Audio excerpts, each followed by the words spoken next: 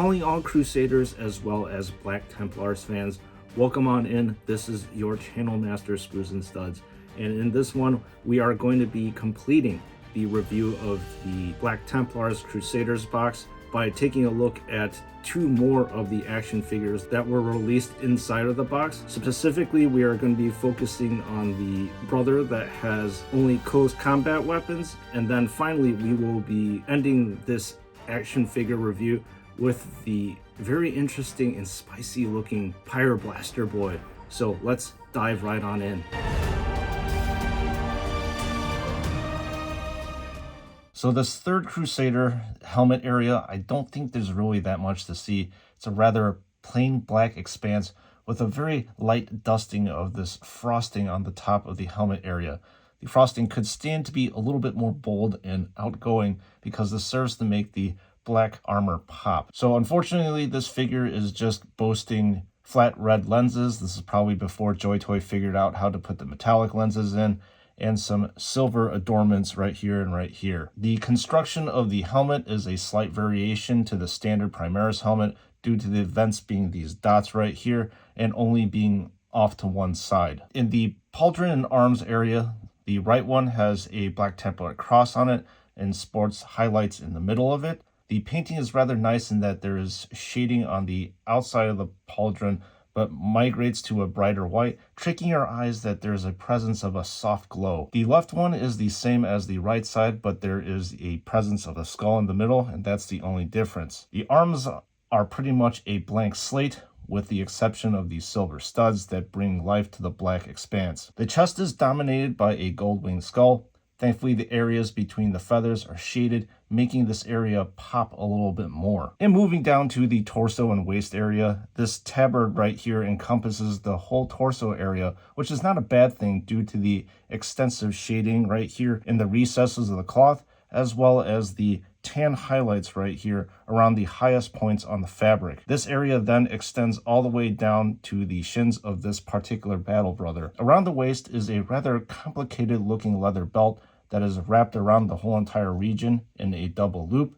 It's nice to see that this leather right here is highlighted as opposed to the more recent figures that just have a flat colored region. There is the presence of a purity seal and another icon right here, which is composed of a Black Templar symbol at the top and a skull with these spikes around the edges of it. This is a rather unique icon because I don't think I've seen this or remember seeing this in any other Black Templars. The legs are the weakest part of the figure in that there are really no decorations whatsoever, save these metallic studs above the knee. And then this area also has the same frosting that is seen all throughout the figure. The backpack is very similar to the legs. It is bland and unadorned, although it's nice to actually see some gunmetal trimmings here to make the rest of this backpack pop out. So with the chainsword, obviously it has a red body instead of the standard black, which is a good thing because I think the red stands out in contrast to the void of the black body of the Black Templar back here, while the pommel right here is topped with this nice golden skull.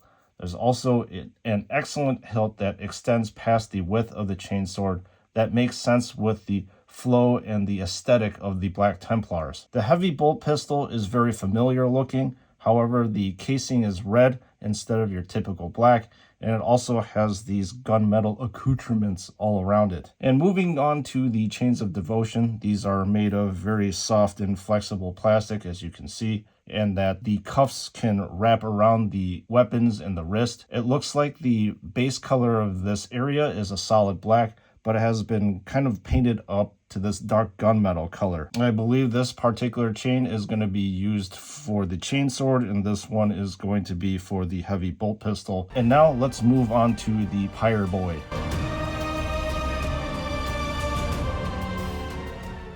So we clearly have the Pyre Boy in front of us, and the helmet area is pretty much the same as the previous Marine. However, there is the presence of this white cross smack dab in the center, and then the dots for the vents are actually on the opposite side of his other brother right here. The pauldrons are going to be exactly the same, except the left one actually has some variation in that there is a plain Black Templars icon, but underneath there is a plaque that is engraved with the words that say Odium. The chest area also follows the same motif, except that instead of this winged skull, you get to see a winged shield that has a little bit of shading in between the feathers. In the waist area, one may be bored of the same old stuff, but at least that there's some sort of continuity across the Marines in that at first glance, they look about the same, but there are subtle differences between them once you look a little bit closer. These subtle differences are evidenced by this pouch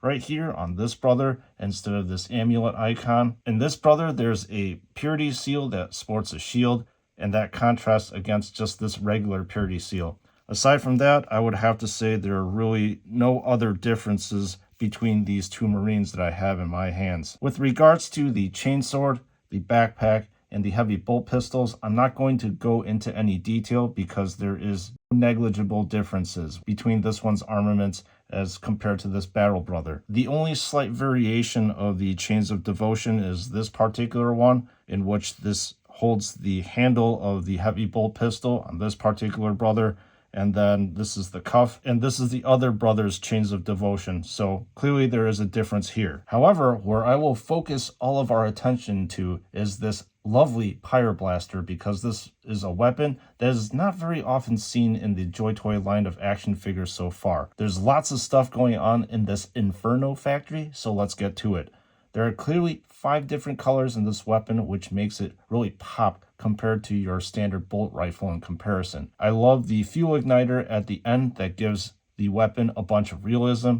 The casing of the blaster is shaded red, coupled with the copper on the front area, although I would have to say that the shading is rather uneven, where this side actually has really dark shading. I'm really liking the fuel canister colors, which is a very dark brass color. So in my opinion, this is a very well composed napalm distributor. And then as a side note, the handle is not adjustable like the more modern Grey Knight interceptors in Strike Squad. And with the review of this Black Templar brother done, let me close out with if I feel this Battle Brothers box in its entirety is well worth the money or not. Alright, Black Templars fans, please let me know what you thought of these action figures in the comment section below. I would love to hear what your thoughts on these action figures are. That being said, I would have to say that in general, these tend to be the most simplistic looking of all the Black Templars figures, just because these are initiates or just your lower level grunt action figures. So I can understand why there is a lot less decorations than your average Black Templar, especially the veterans who have a bunch of different things that I have reviewed quite extensively on this channel. Would I recommend these action figures? Yeah, I would have to say so. I mean, they're still pretty elegant in their own way, and they go and fill out the army quite well. There's also version 2 gripes where I have to say that the hands, they are very, very stiff, and they don't really wrap around the trigger of the weapons, so that is a little bit of a miss in my opinion compared to the version 3 and on. If you do have the chance to buy these action figures, you should buy them at David Toys because they have excellent customer service and offers fantastic user interface so that you can find your action figures at just a few couple clicks. And before you check out, please do not forget to use the code SNS to receive 12% off of your purchase. In closing, thank you members of the chapter for watching this action figure review. I am once again very appreciative of all the time that you watch, as well as leaving a like, as well as commenting in the comments section. All this engagement really does help the channel. And with that being said, I'll see you all in the next one.